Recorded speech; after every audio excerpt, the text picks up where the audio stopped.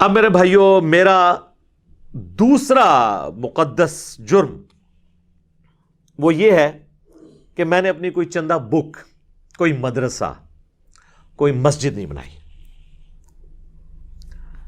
اور اس کا نقصان ان کو یہ ہوا ہے کہ لوگ یہ کہتے ہیں کہ وہ علی تو اپنی جیب سے لگاتا ہے اور تم لوگ ہم سے لے کے لگاتے ہو. تو یہ تو گالیاں روزانہ ان کو سننی پڑتی ہیں، تو ان کی دم روزانہ کٹتی ہے، تو وہ چاہتے ہیں میری دم بھی کاٹ دیں. اس لیے آپ دیکھیں وہ آلموسٹ اس دعوت کو لانچ کیے ہوئے 10-11 سال تو ہو چکے ہیں. تو شروع سے کہتے ہیں جی اے جناب انقریب اپنی مسجد وقت کر لے گا، اے جناب چندہ بک بھی، اے سارا پیسیاں دی گیم فلاں. میرے بھائی اس وقت دیوبند کے آلموسٹ 50,000 کے قریب مدارس ہیں پاکستان میں، اور علماء 5 لاکھ سے زیادہ ہیں. ان ساروں کو آپ جمع کر لیں تو کروڑوں میں تو ویورشپ جانی چاہیے نا ان کی، ان فرقوں کی. ہمارے مقابلے پہ نہیں ہے. کیوں؟ اس کی وجہ ہے کہ کچھ ہے ہو تو پیش کرے نا. یہ یار یہ 5 لاکھ علماء اپنے مولوی کا کلپ، یہ 5 لاکھ علماء بھی نہیں دیکھتے، حالانکہ ان کے پاس مریدوں کے پیسوں کے وہ سمارٹ فون بھی ہیں. پھر سٹوڈنٹس تو ان کے ملینز میں چلے جاتے ہیں، ساروں کے پاس موجود ہے.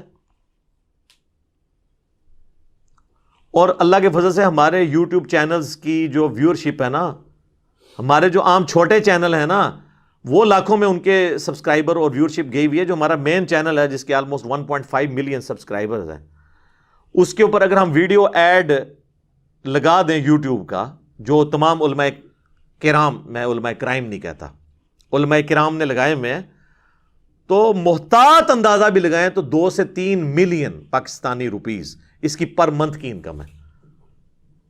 تو ہم تو نہیں یہ کر رہے، تو لہٰذا اس میں کوئی ایسا ایشو نہیں ہے. ہمیں کوئی چندہ بک اگر بنانی ہوتی یا کوئی ایسا مسئلہ کرنا ہوتا تو ضرورت ہی نہیں تھی، ہمیں تو اپنا بھی ایسا معاملہ کر سکتے تھے. اب چونکہ ان کی دم کٹی ہوئی ہے، یہ کھاتے ہیں چندے، تو انہوں نے اس کے اگینسٹ ایک گالی میرے لیے ڈیوائز کر لی کہ اس سے یہود و نصارہ کی فنڈنگ آتی ہے. اپنی کٹی ہوئی دم کو چھپانے کے لیے میرے بارے میں کہہ دیا یہود و نصارہ کی فنڈنگ آتی ہے. اور یہ تو بہت جو کوئی بلنٹ بولتا ہے نا وہ، باقی جو عام شریف قسم کے لوگ ہیں وہ کہتے ہیں نہیں، اسے سعودیہ فنڈ کرتا ہے، یہ شیعہ کی طرف سے ورڈک آئے گی. اور جو سنی ہیں وہ کہیں گے اسے ایران فنڈ کرتا ہے. میں لعنت بھیجتا ہوں دونوں ملکوں کی اور ان تمام لوگوں کی فنڈنگ کے اوپر جن کے اوپر آپ لوگوں نے دین کا جنازہ نکالنے کی کوشش کر رہے ہیں اتنے صدیوں سے. ہمارا کیا لینا دینا اس کے ساتھ؟ فنڈز والے جو ہیں وہ اس طرح بولتے ہیں. کوئی بچہ ہے میرے اس پلیٹ فارم سے کہ میں نے اس کے بارے میں اختلاف رائے نہ کیا ہو، پرائم منسٹر ہو، آرمی چیف ہو، ریاستی ادارے ہوں، بڑے بڑے بزرگ ہوں، یعنی لیکن علمی اختلاف کیا احترام کے ساتھ. تو جو لوگ چندوں پہ پل رہے ہوتے ہیں نا، ان کا کوئی پھر ایک لائن میں ہوتے ہیں نا وہ، اس لیے وہ ہمارے بڑے قریبی مفتی صاحب ہیں، مفتی حنیف قریشی صاحب حافظہ اللہ تعالیٰ، تو انہوں نے میرے لیے بڑا اچھا لفظ استعمال کیا. انہوں نے کہا وہ گھورک دندہ ہے. آپ نے ان کے بارے میں کوئی ایک لفظ، 2 لفظوں میں آپ نے ان کے بارے میں جو آپ کے ذہن میں آ رہا ہو آپ نے بتانا ہے. اچھا، انجینئر محمد علی مرزا صاحب. گھورک دندہ کوئی سمجھ نہیں آتی اس شخص کی، وہ کون ہے کیا ہے. ٹھیک ہے. یعنی ان کو سمجھ اس لیے نہیں آ رہی کہ یہ کیسا بندہ ہے جو بریلویوں کی صحیح بات کو کہتا ہے یہ بالکل ڈنکے کی چوٹ پہ صحیح ہے، جب دیوبندیوں کی صحیح بات آتی ہے تو کہتا ہے یہ بالکل ٹھیک کہہ رہے ہیں یہاں پہ، جب اہل حدیث کی باری آتی ہے تو کہتے ہیں یہاں پہ اہل حدیث بالکل ٹھیک ہے، یہاں پہ اہل تشیع بالکل ٹھیک ہے. تو کہتے ہیں گھورک دندہ ہے. گھورک دندہ نہیں، وہ بالکل کلیئر ہے کہ میں کیا کہہ رہا ہوتا ہوں، سمجھ آ جاتی ہے بات الحمدللہ. تو یہ ساری کی ساری ان کے معاملات جو ہے وہ چندے کی بقا کی جنگ ہے. اور اس کو آپ چیک کر سکتے ہیں کہ آفیشلی آپ اگر امام مساجد اور خطباء کی تنخواہیں دیکھیں نا تو 20 سے 30 ہزار سے زیادہ نہیں ہوتی ہیں جو جمعہ پڑھانے والے ہیں، لیکن انہوں نے گاڑیاں رکھی ہوئی ہیں. ان کا لیونگ سٹینڈرڈ ایسا ہے کہ 1 لاکھ روپے مہینے کی آمدن والے کا بھی ویسا نہیں ہے. تو سر ان سے ہم پوچھ نہیں سکتے آپ کہ سر 4 سال پہلے تو آپ سائیکل پہ آئے تھے، آج آپ کے پاس کوٹھی ہے اور گاڑی اور ڈرائیور ہے، اور اس گاڑی میں پیٹرول ڈلتا ہے، پانی سے نہیں چلتی، یہ کہاں سے آیا ہے؟ اور آپ ہمیں خود ہی سناتے ہیں کہ سیدنا عمر سے بھرے مجمع میں ان کے کرتے کے بارے میں، لباس کے بارے میں کسی نے پوچھ لیا تھا تو انہوں نے ممبر پہ جواب دیا تھا. تو آپ بھی ممبر پہ ہی جواب ہمیں دے دیں. آپ کہیں گے آپ ذرا کمرے میں تشریف لے آئیں، ہاں آپ کو یہ کہیں گے. تو ان سے پوچھیں کہ یہ 20,000 کی تنخواہ میں یہ $20,000 تو نہیں ہے پاکستانی روپیز میں، یہ اتنا اللہ کا فضل کیسے آپ کے اوپر؟ تو پھر وہی بات ہے کہ گل وچ کوئی اور ہے، اندر کی بات پھر کچھ اور ہے. تو پھر آپ کو پتہ چل جائے گا کہ یہ لوگ کیا کر رہے ہیں. تو اس چندہ بک کو اور اپنی مساجد کو الگ رکھنے کے لیے انہوں نے اسٹریٹجی یہ اڈاپٹ کی کہ انہوں نے کہا کہ دیکھیں جی، نبی علیہ السلام نے فرمایا تھا کہ 73 فرقے ہوں گے، ایک جنت میں جائے گا اور وہ ایک جنتی فرقہ ہمارا ہے، لہذا دوست کی فرقے والوں کو آپ نے چندہ نہیں دینا. یہ وجہ ہے، یہ ان کی آؤٹ لیٹس ہیں. KFC والے کہیں گے کہ میکڈونلڈ کے چپس اچھے ہیں؟ نہیں کہیں گے. یا میکڈونلڈ والے کہہ دیں کہ جی چپس تو ہمارے اچھے ہیں لیکن چکن KFC والوں کا بہتر ہے؟ نہیں. تو ہے دونوں امریکن ہی ہیں، یہاں بھی ہے دونوں حنفی ہیں، لیکن بریلوی دیوبندیوں کو ماننے کے لیے تیار نہیں، دیوبندی بریلویوں کو ماننے کے لیے تیار نہیں ہے، چونکہ دو آؤٹ لیٹس علیحدہ کھلی ہوئی ہیں. اور اس کے لیے انہوں نے حربہ کیا بنایا کہ 73 فرقے ہیں اور ایک جائے گا. ٹھیک ہے، وہ حدیث ہے، سنن نبی داؤد کے اندر موجود ہے، مشکات میں بھی موجود ہے کہ میری امت کے 72 گروہ جہنم میں جائیں گے اور ایک جو ہے نا وہ جنت میں جائے گا، اور اس کا نام بھی ہے الجماعہ، یعنی امت کی مین سٹریم. ٹھیک ہے، تو وہ کہتے ہیں وہ ہم ہیں، ہر کوئی اس کو اپنی طرف منسوب کرتا ہے، اور باقی سب کے سب جو ہے وہ جہنمی ہیں. تو یہ وہ جنتی جو ایک گروہ ہے، وہ نبی اسلام کے زمانے میں، صحابہ کے زمانے میں، تابعین تبع تابعین کے زمانے سے اب تک چلتا آ رہا ہے نا. تو پھر ظاہر ہے کہ پھر وہی ہوگا نا. صحابہ کیا تھے؟ بریلوی، دیوبندی، اہل حدیث، شیعہ یا مسلم؟ مسلم. تو ظاہر ہے پھر وہ اپنے آپ کو مسلمان ہی کہلانا چاہیے ایسے لوگوں کو، یا مسلم کہلوانا چاہیے. اور قرآن حکیم میں تو بالکل اس کے اپوزٹ بات ہے. جو انہوں نے اس حدیث کا غلط مفہوم لیا، انہوں نے پبلک کو یہ بتایا کہ جس کا کوئی فرقہ نہیں ہے نا تو وہ سمجھے فارغ ہے، کیونکہ نبی علیہ السلام فرمایا 73 فرقے ہوں گے. اور یہ آپ علیہ السلام نے دھمکی کے طور پر، پروفیسی کے طور پر، پریڈکشن کی طور پر، پیش گوئی کے طور پہ بتایا تھا کہ ہوں گے لیکن بچنا، اس لیے نہیں کہ بنانا. کیونکہ قرآن میں حکم ہے، سورہ آل عمران کی آیت نمبر ہے 103، وَاعْتَصِمُوا بِحَبْلِ اللَّهِ جَمِيعًا وَلَا تَفَرَّقُوا. تم سب کے سب مل کر اللہ کی رسی یعنی قرآن کو مضبوطی سے پکڑ لو اور فرقوں میں مت بٹو.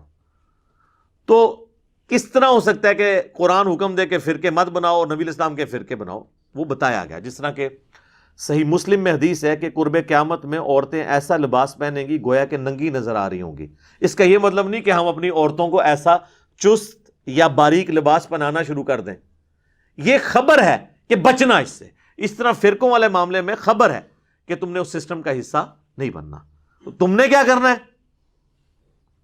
ملت ابیکم ابراہیم ہوا سماکم المسلمین من قبل وفی ھذا.